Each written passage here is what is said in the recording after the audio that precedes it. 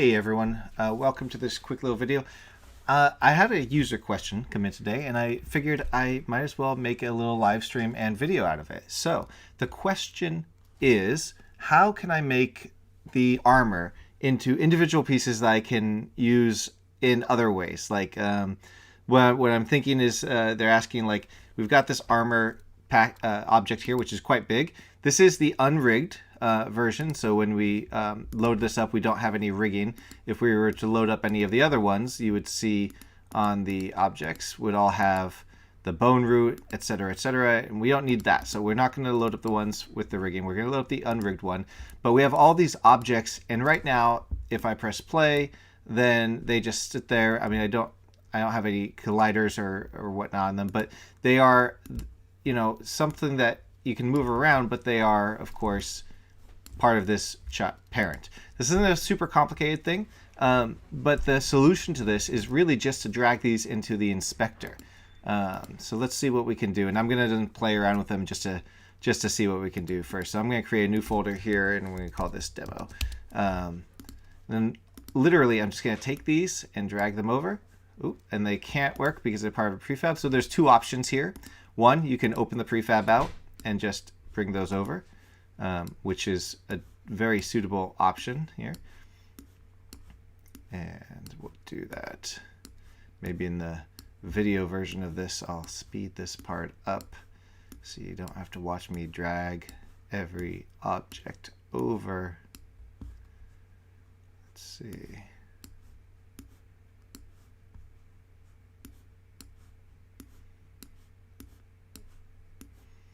Almost done. So many individual objects. Each one's amazing. All right.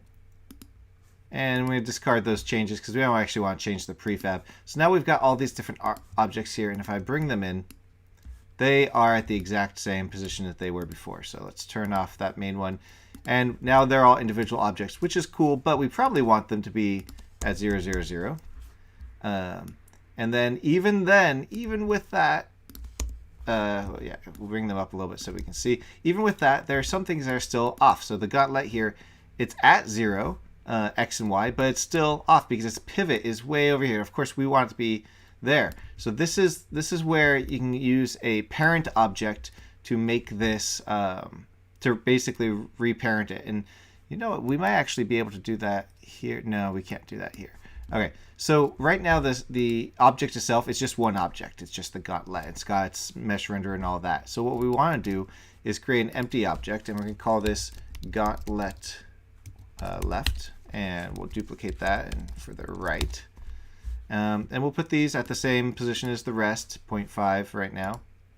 And then I'm going to make this a child and make this one a child. And then bring this over to where I think it should be. We'll say maybe 0.75, and then this one we'll do negative 0.75. That should be the equal and opposite. And if I turn off everything else here, we'll see them. Okay, so that looks about right, give or take there. Even the middle seems to be about in the middle of where they are.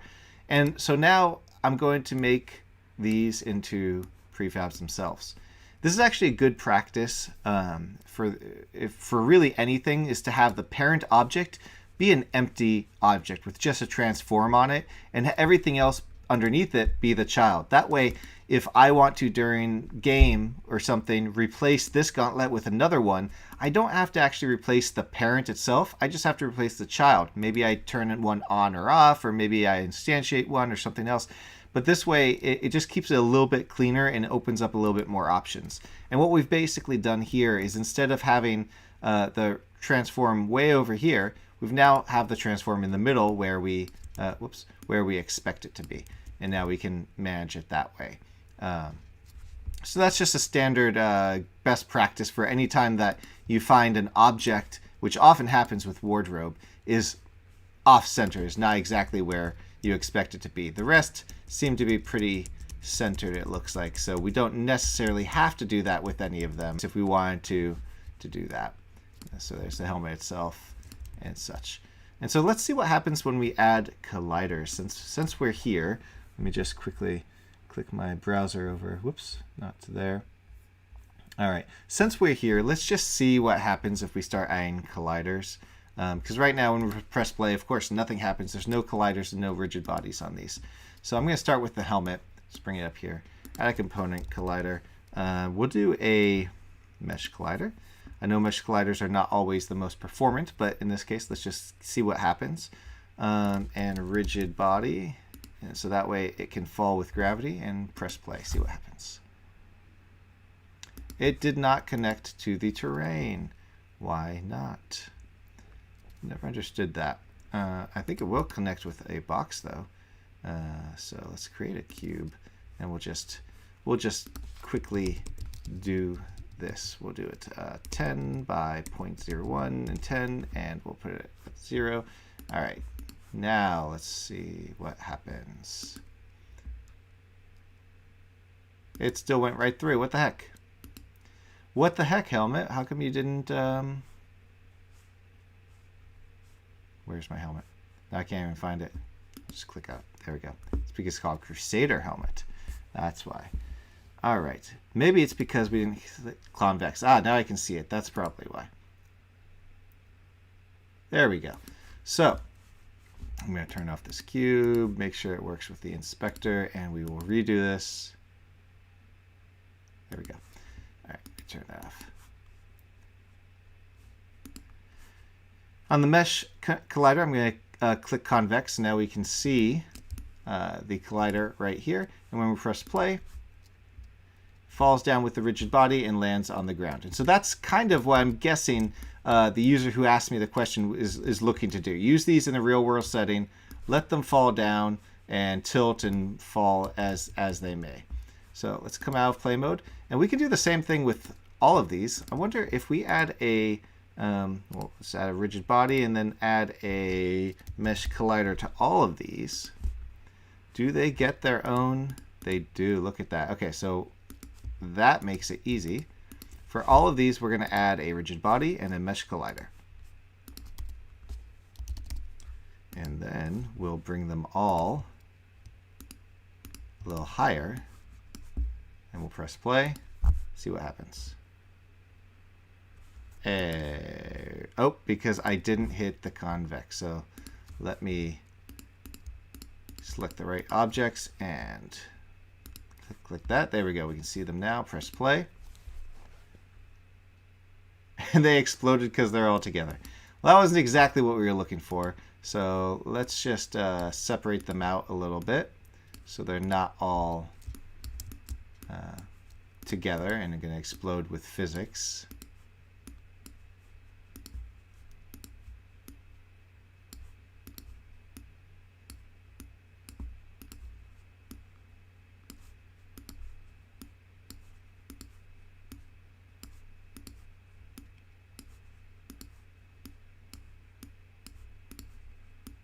Again, I'll speed this part up in the actual video because it's boring to watch.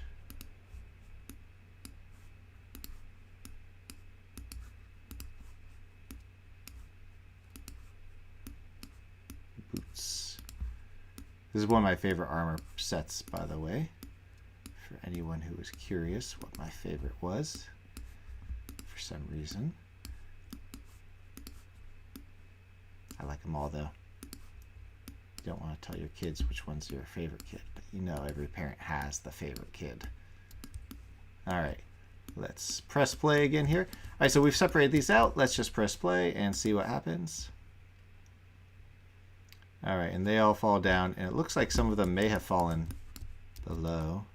Can't tell, but they've all fallen down, and this is often what people want to use in the game, so you can get a pile of armor that you can then collect and then wear. So that's a much more rewarding experience to see a pile of armor rather than, you know, a preformed full armor set just sitting on the floor as if somebody laid it out nicely. Further, you could even add cloth physics to the pants or something to make them more physically accurate. And then the other thing we can do here is combine these in an appropriate way. So while I was separating, you may have noticed that some of these pieces are really kind of the same thing. So I'm going to turn them all off here and look at the curious, these three. If we load that up, whoops, you see that they're all kind of the same part. Obviously, you're probably not going to have one without the other. So now I put all their positions slightly different. So now I just have to reset it. But if we do that to about right where they look correct, now we really have 3 pieces. And when I press play here with just the 3 of them, they're going to break apart. And I don't want them to break apart. I want them to stay together because this is one piece that maybe the player can pick up and then put on. So we're going to create a new parent again. Create empty, and we'll call this curious. And we'll keep this at, well, it's actually at a good position already, it looks like. Maybe we'll move it forward just a little bit. Because what we're going to do is take these 3 and just put them here as a child of that. And there we go. And now I'm going to make this a little bit more optimized by turning off the mesh collider here. Actually, we're just going to, not copy component, we're going to remove the rigid body, remove the collider. We don't need those on the straps. For both of these, we're going to do the exact same thing. Remove those because now we don't want them to separate, but we do want them to fall. So on the parent, we're going to add a rigid body and a collider. And for this one, we're going to add a cube collider. Collider. We'll do a cube box collider. Sorry, not cube collider. And then we'll make it a little smaller because we don't need it to be, not that. We don't need the cube collider to be so big. Edit collider. And I should probably just hold down the button, the key, to make them all. Where's the...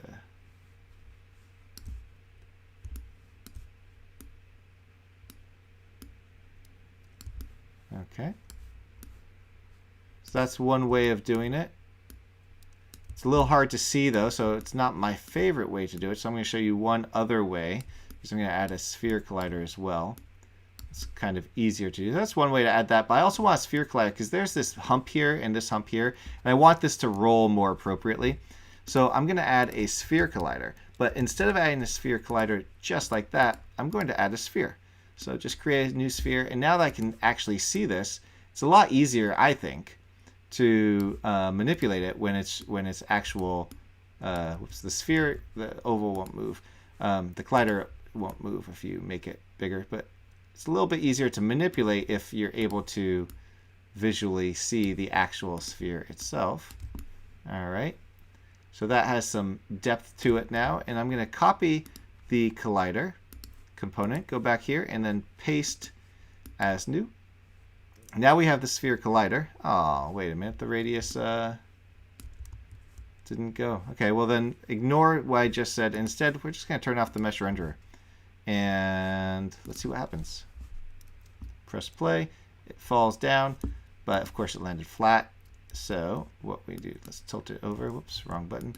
Tilt the curious over a little bit more, a little bit more than that. Hey, all right, let's tilt it even more. There we go. So now it rolls, because even though this sphere is a child, it is still working with the whole object. So let's redo this in a more optimized way, in fact. So let me stop playing here and delete this. Move component.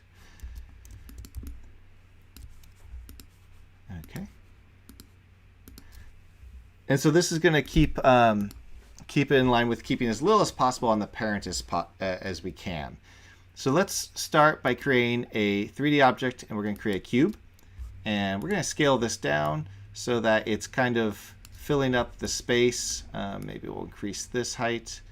But there we go. Just a general gist of it. And then we're going to remove or turn off the mesh renderer. If you think you're going to change it later, just keep that on. Otherwise, you can just remove these entirely, and then it's just an empty object with a collider. And I'm going to call this cube collider. And then we're going to create another new object, a sphere. And again, we're going to bring this down. And I want this object to roll. And so I'm going to use two primitive colliders to get that effect. whoops, as best as I can. And in-game, it will look a little bit more natural without having to use a mesh collider, which is much more expensive and harder to do since there are really 3 different meshes here. So again, turn this off, and I'm going to make one more of these. And this time I'm going to bring it to the front, move it down a little bit so that it rolls on its front as well. And turn that off, and we'll just quickly rename the Sphere Collider, and we'll rename this one as well. And then if we press play, we should see it fall. And, oh, I didn't add a rigid body. So you also need a rigid body, otherwise it won't affect with gravity. And the other thing is, when it falls, I'm going to expect that this is going to land straight flat. And since we only have a box collider, yeah, it's probably just going to lay flat. So that's not super realistic.